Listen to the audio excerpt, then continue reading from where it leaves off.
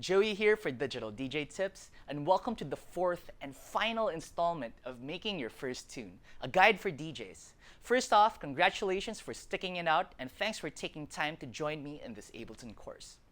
By now, you'll have a full song production that you put together yourself using either the Beatport Sounds Pack or your own loops and samples, complete with reverb and delay effects, as well as some automation that you wrote yourself. All that's left now is to create a mixdown of your project using some minor level tweaks, a bit of compression, and some limiting to give it that final glue and to avoid clipping at the master bus. So let's get to it. Okay, so let's fix our levels first. Okay, let's give us a little bit more space here. Let's click on this arrow. There you go. So, alright, so as you can see on the master fader here at the right, it's going to the red, meaning it's clipping. So instead of lowering the level of the master fader as we did before, let's turn down the tracks individually instead. Click on the drum track, hold down shift and click on your last track, minus transition. Highlight everything. Let's play it back.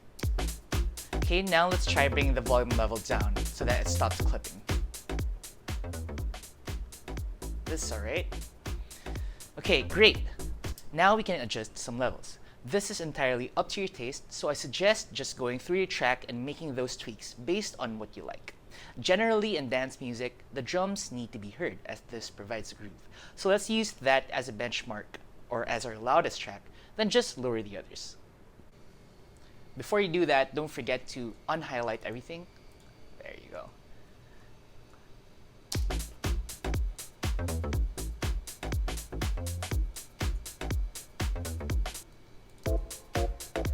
This one's a little bit too loud.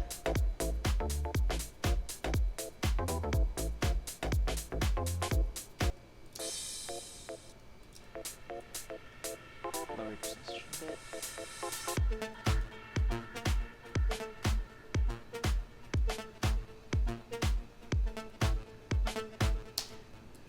Feel free to add volume automation to some chunks of the song to really make it flow.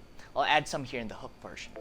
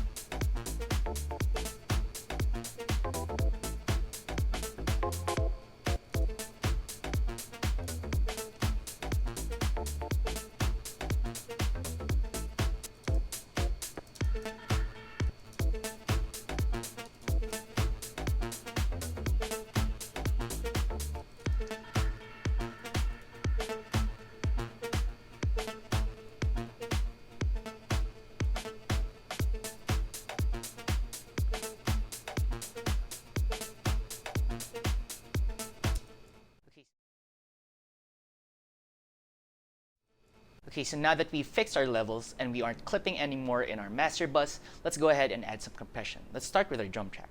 You can do that by going to Audio Effects here in the Categories browser, and then clicking and dragging compressor to your drum track. So just click and drag. So let's go to our drum track. Let's open this up here, clicking on the arrow. So I've already added one ahead of time so you can hear for yourself how compression works. Let's take a listen. Let's open this up. Solo. This is it with compression, and this is it without.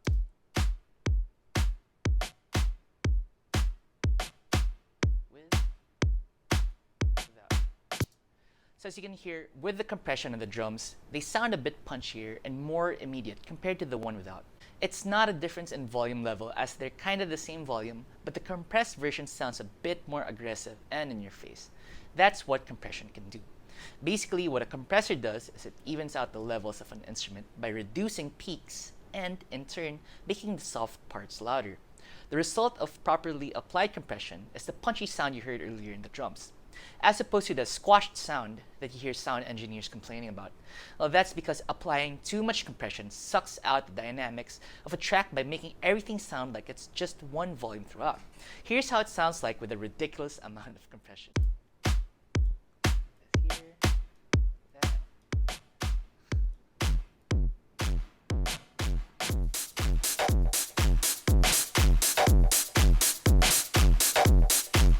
Okay, so that kind of actually sounded cool, but it's not in our production style, so let's just undo all that. Okay, so generally the trick to applying tasteful compression is to use it sparingly and to let your ears be the judge. Go ahead and copy my compressor settings if you want, then play around with the ratio, attack, and release knobs to hear how they change the way your drums sound. Alright, now let's try adding some compression to our bass track.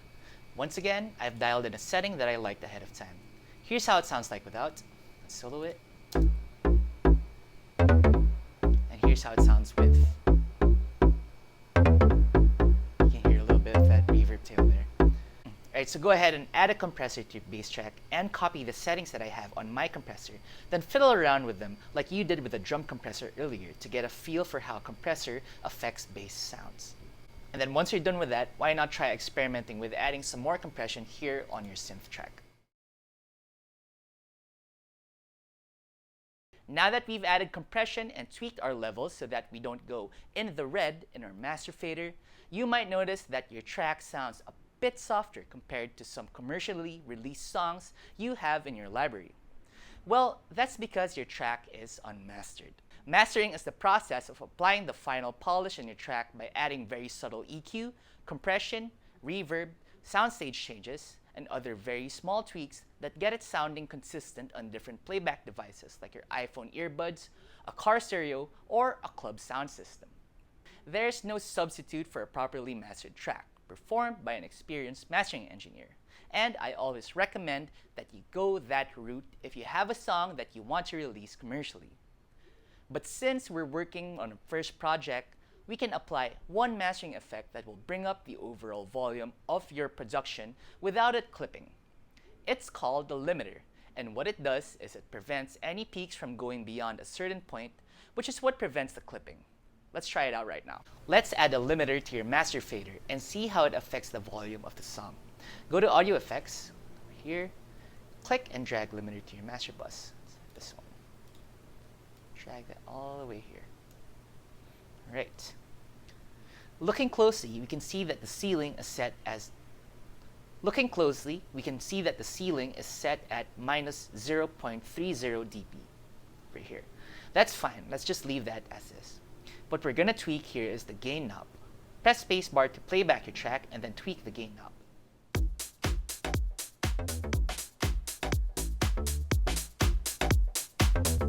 You can hear the level of your production increasing without the master bus going into the red and clipping.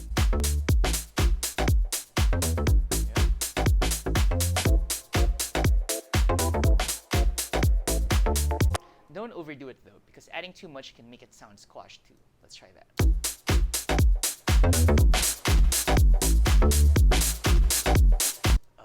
Okay, that didn't sound good. So around 8 to 10 dB of gain is all right for this project.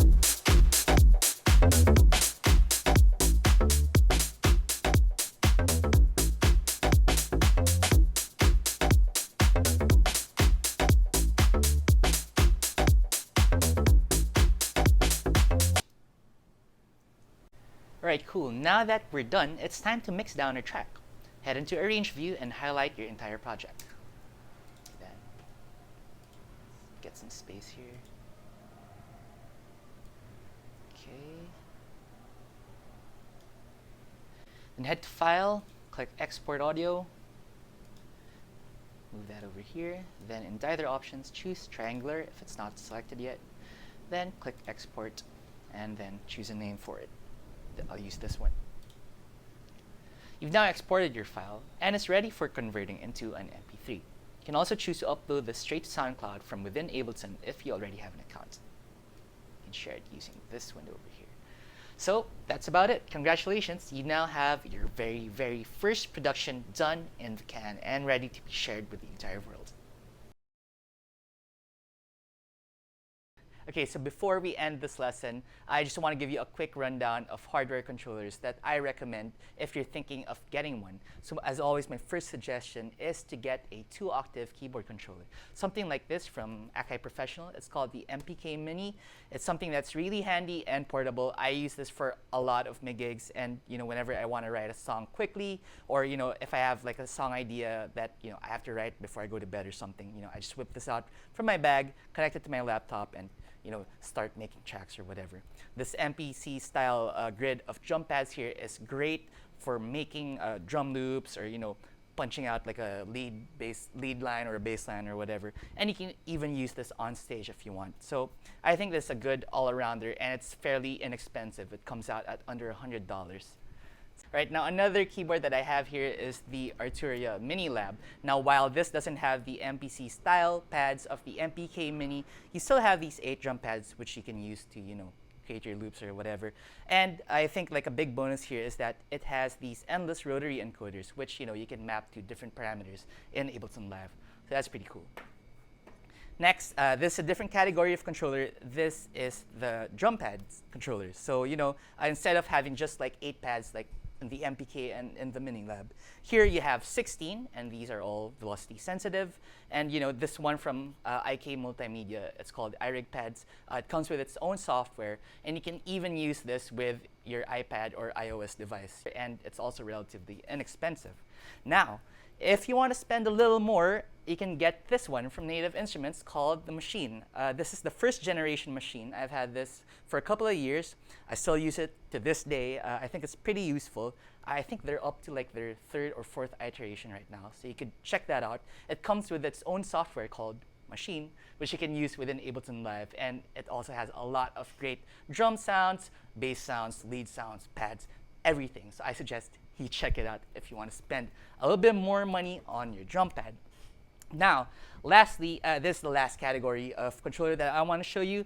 These are the grid controllers. Now, this one by Novation is called the Launchpad Mini, and this is essential if you want to perform with Ableton Live using Session View.